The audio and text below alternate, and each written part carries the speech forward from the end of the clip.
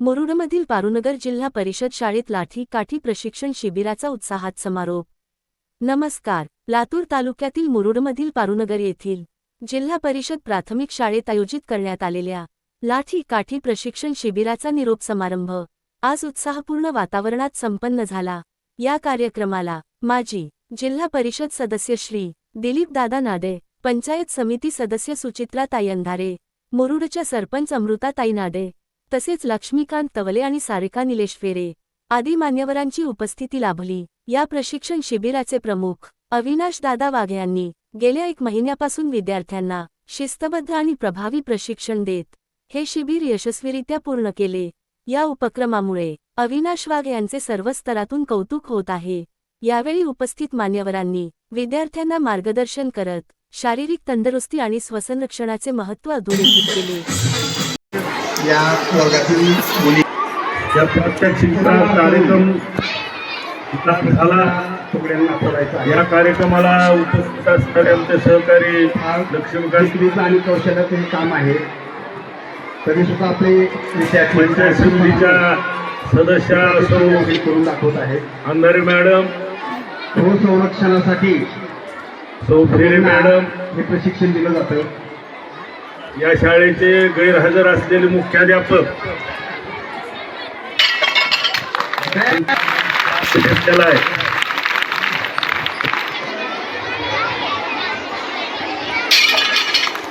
ते शाळेचे पंजानं सर्व शिकवत आहे। कर्मचारी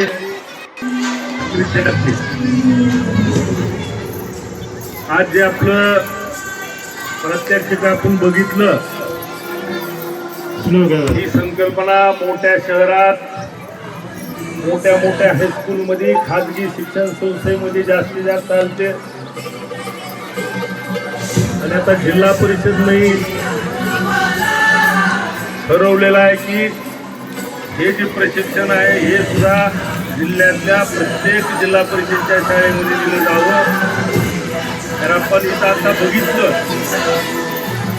लाठी काठी असेल, कराटे असेल, पुढल्या काळामध्ये स्वसंरक्षणासाठी ज्या लागणाऱ्या काही आता आपल्याला गोष्टी आहेत त्यातला एक भाग आहे।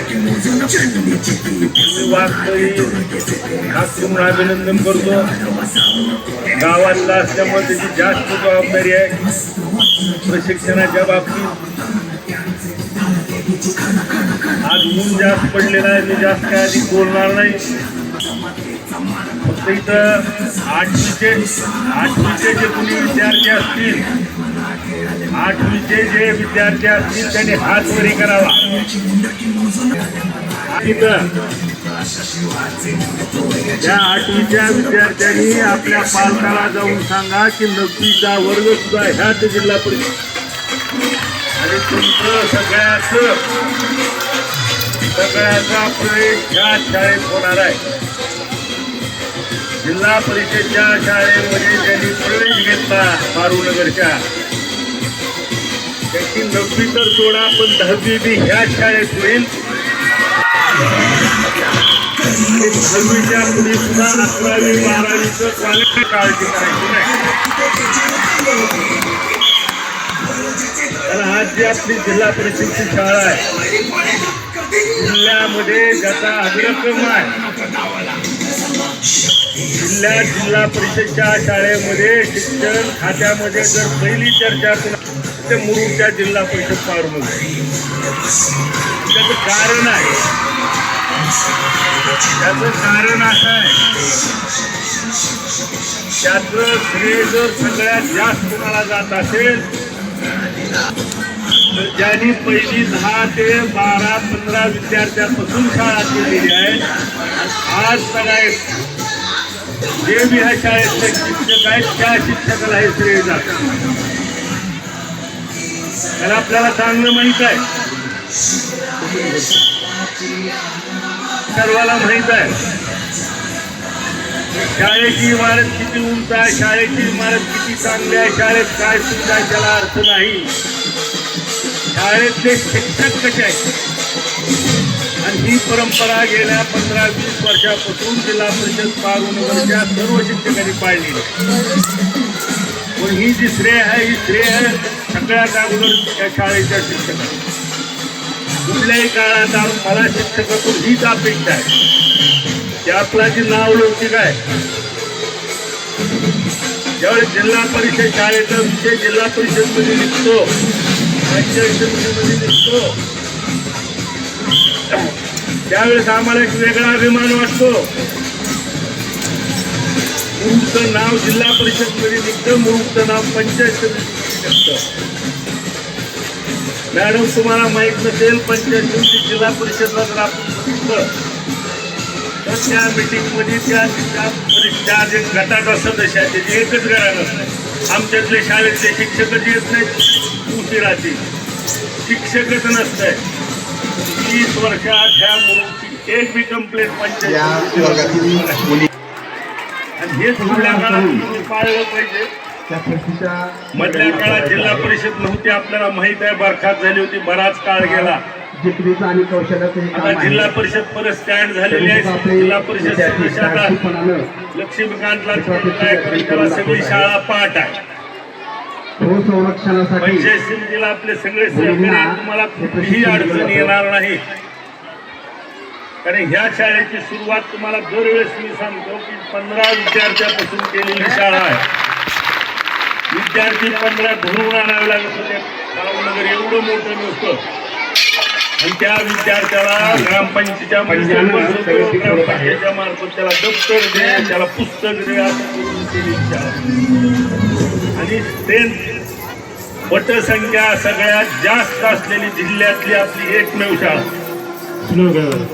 मी ज्या वेळेस जिल्हा परिषद मध्ये सांगतो, अहो तुम्हाला पहिलीला विद्यार्थी शोधावे लागतात. अनेक जिल्हा परिषदच्या शाळेला पहिलीला विद्यार्थी शोधावे लागतात, तुम्हाला धरून आणावे लागतात. का?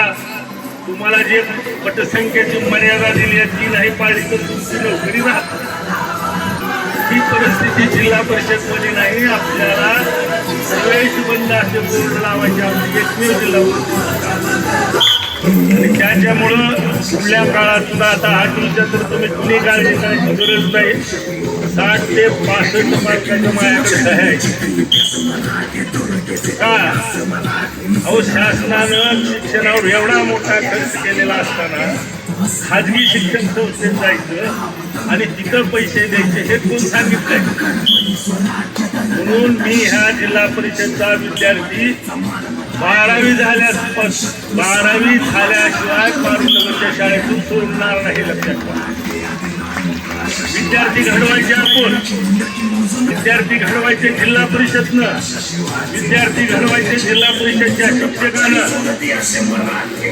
80, 90, 95 आपण विद्यार्थी निवड व्हायचा. कुठल्या तरी शिक्षण संस्थेत गेला की त्याचा तिथं बोर्ड लावतो एका वर्षात. कोणत्या शाळेचं गुणगौरव होतं 1 वर्ष ज्या शाळेत काढलंय. आणि मला तेच पाहिजे की जो विद्यार्थी पहिली वर्गातून येत असेल त्याचं गुणगौरव होणं सगळ्यात महत्वाचा भाग. कुणी काय म्हणतो आपण सोन्याला मोडतो घडतो असं शेवटचे फक्त एक हात मारत, एक हात मारत. आणि म्हणून पुढल्या काळामध्ये आपल्याकडे जे आता बराच विषय आता बऱ्याच जणांना चिंता होती. गेल्या वर्षी चिंता होती 8वी होती का नाही. आता तुम्ही 8वी 9वी नाही, तुम्ही 12वी पर्यंत आम्हाला विचारूच नका की आम्ही नाही. आणि सर 11वी 12वीचे कॉलेज आपल्याकडे कसं नवीन मिळत नाही, पण ती बंद पडलेल्या. जसं आपण आता गणेरवाडी कांड्यावर शाळा सुरू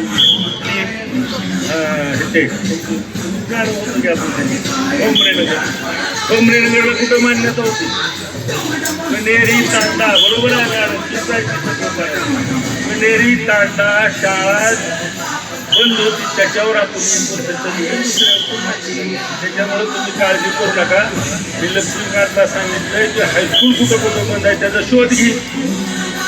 ही बी बंद आहे, त्याला आपण ट्रान्सफर करू शकतो. कारण आता आपण जिल्हा परिषदमध्ये आहोत आणि तिथेही एवढं चांगलं वातावरण आहे की खूप सुंदर प्रात्यक्षिक आता मी साजरं केलं.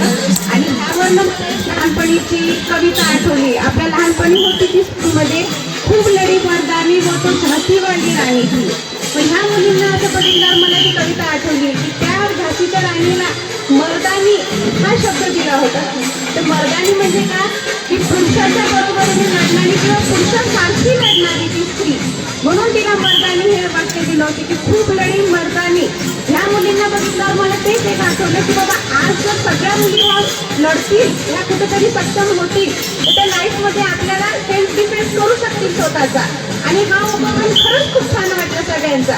मला असं वाटते मुलींची संख्या खूप कमी होती, अजून जर मुलींची संख्या वाढली याच्यामध्ये, जेवढ्या मुली म्हणजे मी पालकांना पण विनंती करेन की जास्तीत जास्त मुलींना सहभाग घेऊ द्यावा, कारण हे सेल्फ डिफेन्स आताच्या काळाला खूप गरजेचं झालेलं आहे. बस एवढंच मला म्हणायचंय की सगळ्या मुलींना पुढच्या 7वी 8वीच्या मुलींना होतं, तुम्ही थोड्याशा मोठ्या झाल्या, 3rd 4thच्या मुली जर पुढे जातील तर त्यांनी पण या सगळ्या मुलींनी ह्या प्रशिक्षणात सहभाग घ्यावा. आणि सरांनी खूप छान शिकवलं, त्याबद्दल सरांचं पण खूप कौतुक. एवढं बोलून मी माझी 2 शब्द संपवते.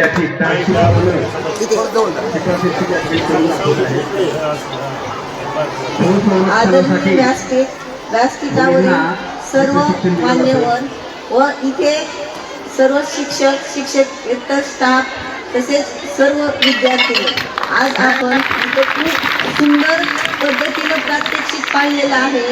ज्या की मुली 6वी 7वी 8वीच्या कराटे असतील, लाठीकाठीचं प्रशिक्षण असेल, अवघ्या 30 दिवसामध्ये खूप छान पद्धतीनं प्रशिक्षण घेऊन त्याचं सादरीकरण केलं. कारण ही सध्याची गरज आहे की समाजामध्ये आपण बघतो की मुलींवरती, स्त्रियावरती की स्वसंरक्षणाची गरज आहे. त्यांना आपलं स्वतःचं संरक्षण कसं केलं पाहिजे. जर तुम्हाला चांगल्या पद्धतीने प्रशिक्षण असेल तर तुम्ही स्वतःचं संरक्षण करू शकता, किंवा तुमच्यामध्ये तो कॉन्फिडन्स येतो की बाबा आपल्यासमोर कोणी आलं, कसाही प्रसंग आला तर आपण त्याला प्रतिकार करू शकतो. हा तुमच्यामध्ये आत्मविश्वास निर्माण होतो. त्यासाठी प्रत्येक मुलीने हे प्रशिक्षण घेणे गरजेचं आहे. तर हे प्रशिक्षण फक्त 30 दिवसापुरतं थांबणं हे काही योग्य नाही. आपण कुठली प्रशिक्षण की बाबा त्याची रूपरेषा किंवा आपल्याला जमतं नाही जमतं यासाठी सुरुवात करतो. तर ह्याचं काही पुढचं शिक्षण असेल तर वाघ सरांना अशी विनंती आहे की याचं पूर्ण प्रशिक्षण मुलींना देण्यात यावं. आणि आता इथं काही मोजक्या मुली होत्या त्यांनी जे प्रात्यक्षिक दाखवलं किंवा त्याच्यामध्ये सहभाग घेतला, तर जास्तीत जास्त मुलींनी सहभाग घेतला पाहिजे, ते प्रशिक्षण घेतलं पाहिजे. आजचे मुलं काय झालेले आहेत, मुलांसाठी सांगते मी, सगळे शांत बसतात का? 2च मिनिट बोलणार आहे, जास्त नाही. माहीत आहे ऊन खूप झालेलं आहे, शाळा सुटण्याची वेळ आहे, सगळ्यांना घरी जायचंय. तर आपलं सर्व मुलं काय करत आहेत, मोबाईल, टीव्ही याच्या काय करत आहेत, जास्त आहारी जात आहेत. तर याच्या न जाता आपण काय केलं पाहिजे की बाबा असं कराटे किंवा हे आता लाठीकाठीचं प्रशिक्षण, तलवारबाजी आणखी काही ज्या ठिकाणी आपल्या शारीरिक ऍक्टिव्हिटी होतील असे प्रशिक्षण, अशा शिक्षणामध्ये जास्तीत जास्त सहभाग घेतला पाहिजे. जसं की आता दादांनी सांगितलं की जिल्हा परिषदेअंतर्गत हे शिबिर किंवा हे प्रशिक्षण राबवण्यात आलेलं आहे. तर त्यामध्ये सगळ्यांनी सहभाग नोंदवला पाहिजे. त्यामुळे आपण टीव्हीच्या किंवा मोबाईलच्या दूर जाऊ शकतो.